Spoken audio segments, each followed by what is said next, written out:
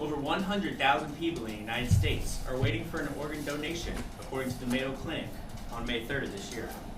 Now, unfortunately, many of those people might never get a call saying they found a match, saying they have a second chance at life. The problem? Not enough organs are available for transplant, because not enough people are signing up to donate their organs after they pass away. There are some solutions to this overwhelming problem that affects many Americans.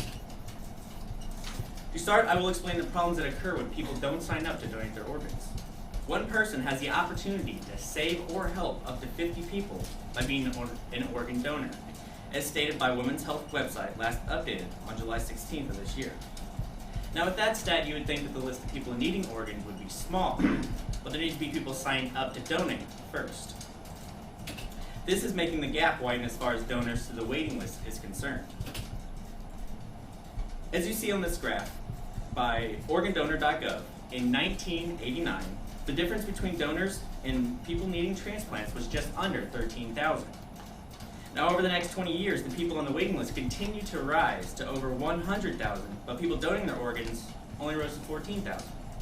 Now to put this into perspective, there are enough people waiting for an organ to fill a large football stadium twice over. Another problem with there not being enough organ donors is that it could have effect on people moving around the country to get an organ transplant. Now, as you see on this map of the United States, in certain parts of the country, you have to be extremely sick before you even have a chance at getting an organ. Mind you, this is a map of only livers, so the stats show little change throughout all organs. Here in Missouri, we are on the lower end of the scale, but in places like California and Nevada, the numbers are outstandingly higher in terms of how sick you are before getting an organ.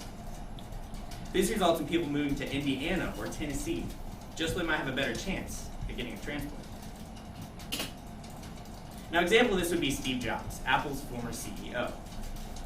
Steve Jobs needed a liver transplant, but was unable to get one quickly enough in California, as reported by Lauren Niegar on September 1st, 2013, in her article, Easier Path to a New Liver. Mr. Jobs quickly moved to Memphis, Tennessee, where in no time received a liver. Now, some might say this is because he's rich, but in all actuality, it was because the waiting list in Tennessee was the lowest at that time. Now, for the less rich, moving across the country, however, is not even an option. Now, after listing some of the problems that Americans face because of lack of organs being donated, there is one and probably the most obvious solution to all this: sign yourself up. Signing up to donate your organs is a relatively simple and easy process. You can either do it online or sign up when you renew your driver's license. To do it online, go to www.missouriorgandonor.com. Then on the homepage, click the orange Sign Me Up Today tab towards the middle of your screen, as pointed out by the yellow arrow. After that, answer a couple of questions on the next couple of pages. Then fill out your information and then follow the on-screen instructions. Now, as you saw in the class survey, there are 4 ways to indicate that you want to be an organ donor, which a little over half the class got this correct. Got at least 2 of these correct. Those 4 ways, as stated by the Mayo Clinic, are: register with your state's donor registry, and that's the process that I explained above. Designate your choice on your driver's license.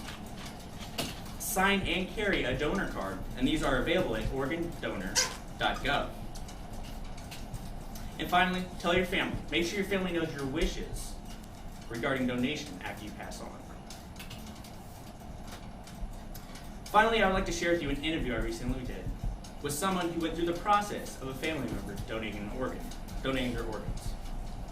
At age 13, my fiance's father passed away from a heart attack. It was a day that turned her whole world upside down, as she put it. She said it was a difficult thing to understand, and she really didn't know how to accept it. But a few months later, her family started getting letters in the mail from recipients that had received her organs from her father. What Amy didn't know was that when he was 18 to 20 years old, he made a decision that would change the lives of 2 people. He decided to be an organ donor. By doing this, he gave 88 people bone marrow, and each of his eyes were given to 2 different people with bad eyes.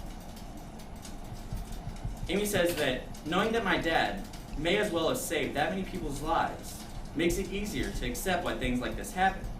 Although it is sad, it helps knowing that he helped others. She also told me that if she would ever have the opportunity to meet the recipients of her father's eyes, She said she would.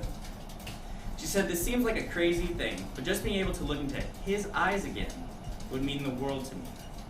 That person gained their eyesight back because my dad said yes to donating his organs." As you can see, signing up to donate your organs can have a big impact on someone's life. If it's a liver that someone needs to stop being gravely sick, or having the ability to let somebody see the world again, all organs are vitally needed. The next chance you get, sign up and become an organ donor, and you have the ability to change someone's life. Then when you do, spread the word. Tell your family, friends, coworkers, everybody. And you never know, it might just come back and save your life. I want to leave you with a quote from an unknown organ recipient from the Donate Life Missouri webpage. "Without the organ donor, there is no story, no hope, no transplant.